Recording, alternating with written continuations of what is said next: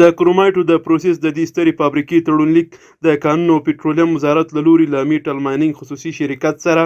د 15 میلیون افغانیو پر ارزښت شوی چې د لوګر ولایت په محمد اغې ولسوالۍ کې پر 1100 متر مربع ځمکه جوړیږي. په یو ساعت کې به 50 ټنه کرومایټ پروسس کړي او 200 ټنه به پکې کار کوي. د بنسټ ډبره یې تېره ورځ د بهرنیو چارو وزارت د سیاسي مرستیال شیر محمد عباس تانیکزي او د لوګر د سیمه ییزو مسؤلینو له لوري کېښودل شوه. د بهرنیو چارو وزارت سیاسي مرستیال په امنیتي لحاظ اوسنی وخت د قانون او طبیعي زیرمو د راویستلو او پروسس کولو لپاره برابر وګاڼه او ملي سوداګر یې په یاده برخه کې پانګونې ته راوبلل. اینجا شرکت متال ماینینگ به شرکت است که شرکت شخصی اونها یک قراردادی که با وزارت معدن امضا کردن در قسمت کرومایت. اینا اینجا یک فابریکه و ساحه دفتر بر خود نو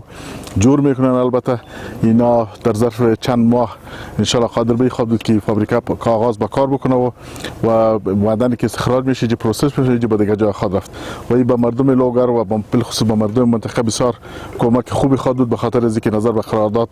تمام کارگرها و انجینرها و کسای مسلکی که هستن اونها شاید از این منطقه و از این لوگر باشه و برای مردم لوگر خدمت کلان و بزرگ است. د لوګر ولایت د کانونو او پټرولیم رئیس وایي چې د دغې فابریکې تر جوړېدو وروسته د کرومایټو له رویالتي څخه له 250 څخه تر 500 میلیون افغانۍ د اسلامي امارت بودیجې ته ځي او په یو کال کې به 9,000 ډالر اجاره هم دولت ته سپارل کیږي. د میټال مایننګ یو شرکت د کرومایټو د پروسس فابریکه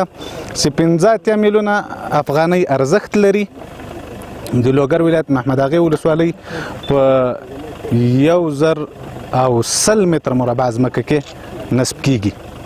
یا د فابریکه په یو ساعت کې 50 ټنه کرومایټ او په اوسط ډول په ورځ کې 400 ټنه کرومایټ او په کال کې په اوسط ډول 1,28,000 ټنه کرومایټ د پروسس وړتیا لري. هیره دې نه وي چې یاد شرکت به په محمد اغې ولسوالۍ کې 100,000 ډالر پر بېلابېلو برخو لګوي.